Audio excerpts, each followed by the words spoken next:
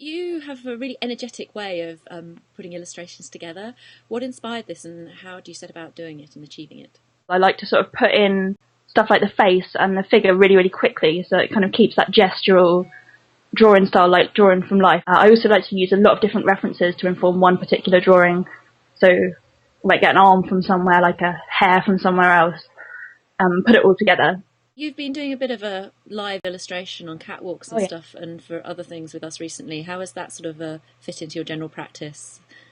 Well, I love doing it, and I think it definitely does inform my illustrations, because you kind of capture, when you have to draw something in literally 6 seconds, which is about how long someone is in your field of vision sometimes on a catwalk, you literally have to just get the shape in, and sometimes in that way you manage to capture an essence of it that you couldn't do on a 2-hour drawing, and it's just there, and then like trying to remember that and work that into your longer pieces. I've been doing that for a long time. I used to do a lot of drawings at gigs as well, and I did once, I went to see a jazz musician, and he was all over the place, and he was just never stay still, and that was one of the hardest drawing activities that I've ever done, but I found it so useful, because some of the gestural drawings that I got out of that really kind of showed the movement.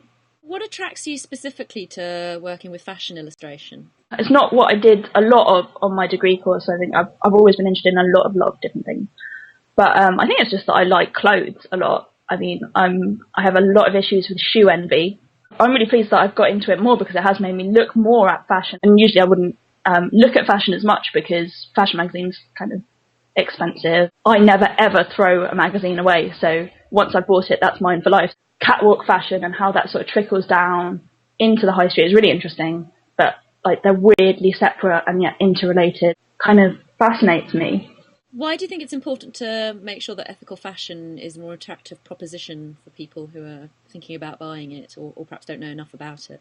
If you talk about ethical fashion to people, maybe they're going to get an image of like a hippie hemp shop, but what they need to have is more alternatives that they can actually get out there and buy. I mean, if you're not paying for better quality, and you're not paying for ethics, what are you paying for?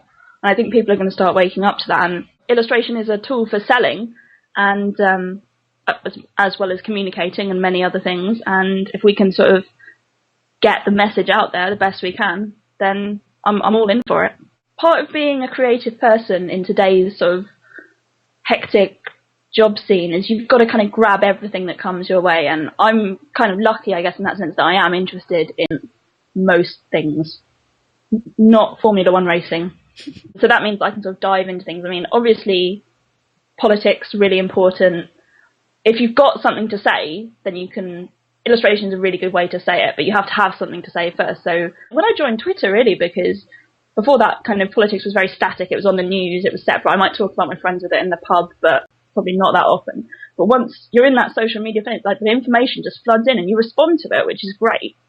Through all the stuff that was going on when there was the election debates, there was just a lot of buzz on Twitter and a lot of stuff going around, and Amelia's magazine really got on board with that, circulating the images, getting a lot of different illustrators involved, which was great, and that kind of reached a lot of people, friends of friends seeing stuff, and one of my friends saw it, and he works for ePolitics, he's a great writer, and on the back of that I've started doing some work with them, which has been great. I decided that I'm going to draw every single one of my Facebook friends, and you can find it on Facebook. It's if you look for Jenny Robbins Illustration. It's been really great to do it so far. It keeps me on my toes, it keeps me challenged, and I've tried to do things in lots of different styles, which is fun, because often when you're illustrating you end up sort of getting into a pattern of using the same sort of technique, and it made me think a lot about social networking and like how much it affects our lives, which is loads. Some people are not on Facebook, and that boggles the mind as well. It's like they don't exist, but obviously they do. And it's similar to like artists who don't promote themselves on the internet. They've got networks in the real world, but it's just kind of just like, how are you doing that? You reach different audiences, and with the internet you can reach so many more people, which is great.